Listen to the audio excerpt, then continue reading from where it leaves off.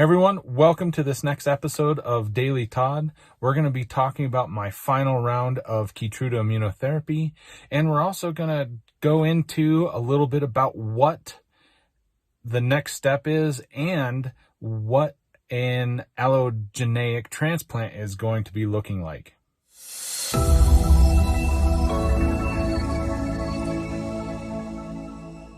Hey everyone, Todd here, internalarchitect.com.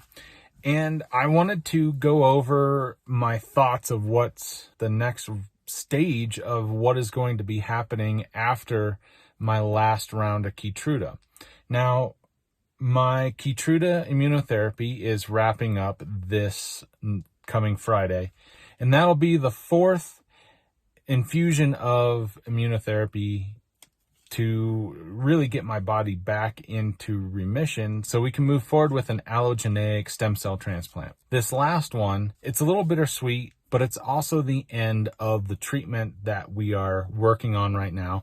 And it also means the start of the next phase of what I'm going to be going through for the course of treatment that I essentially am prescribed at this point. This, like I said, this is my fourth round coming up here this week, and there's going to be a lot of waiting going on for the next couple weeks until I can do my next PET scan. Once the PET scan happens, then we'll be able to know really the course of action. If everything goes right, then we can start planning for my allogeneic transplant, which, after discussing with my transplant coordinator, looks like I will be admitted into the hospital sometime around the middle of September. In a weird way, it's exciting. It's really scary. There's a lot of fear. There's a lot of hope. There's a lot of every single emotion that you can think of right now, because this is all really starting to come to a head. It's been a little over a year since I was re-diagnosed with my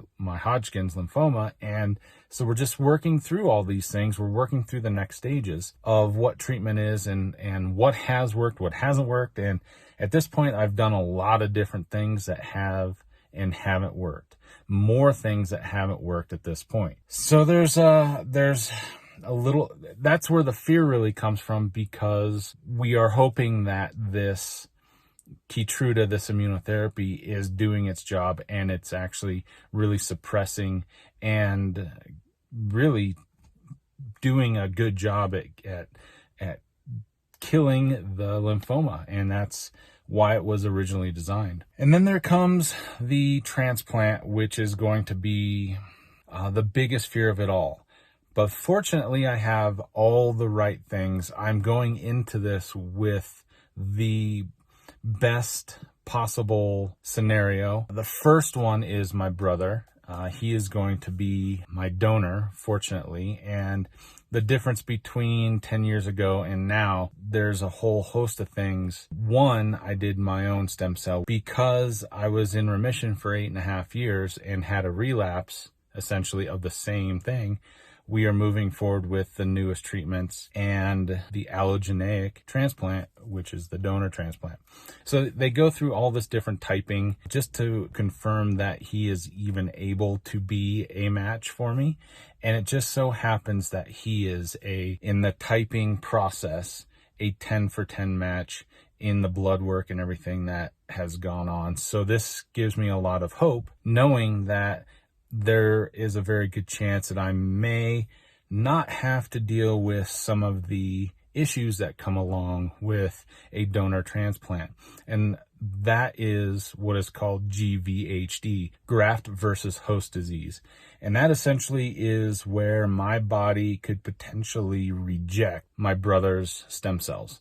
And there's all sorts of drugs and there's all sorts of things that can happen. And mind you that these issues, this graft versus host disease, and that comes in all sorts of different types and ways that it can affect you.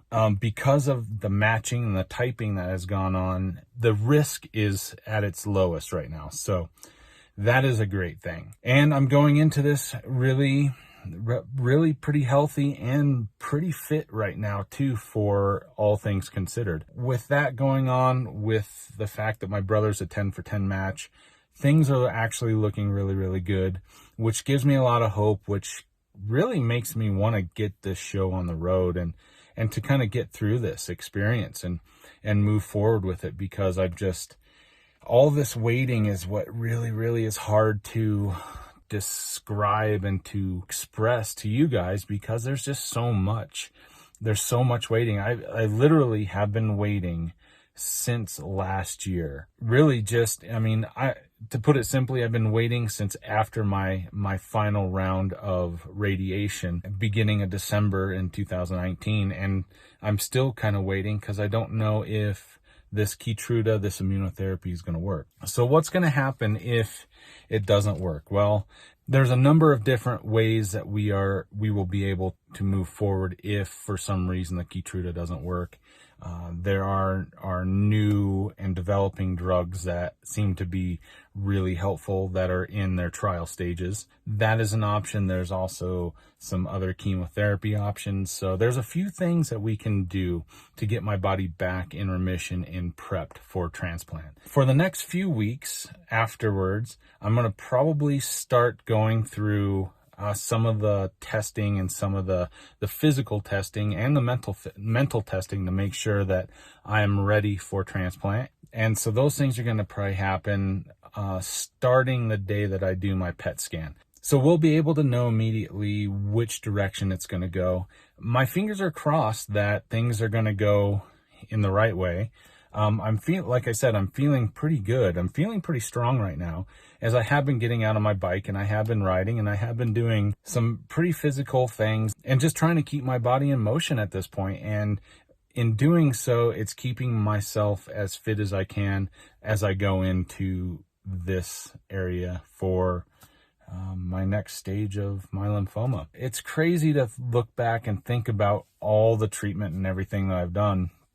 And I don't really expect any of you to fully understand and grasp this, and I hope you never have to. But I did want to let you know that there is a lot of fear, there's a lot of anxiety, and the stress has been a bit high. I've been doing pretty good in the realm of not feeling very depressed, because fortunately I'm able to talk with you guys. I talk with counselors. I'm doing a lot of the work that needs to happen in order to really go into this as mentally strong as I possibly can. And that in itself is so big and so important, especially when you are faced with doing this again.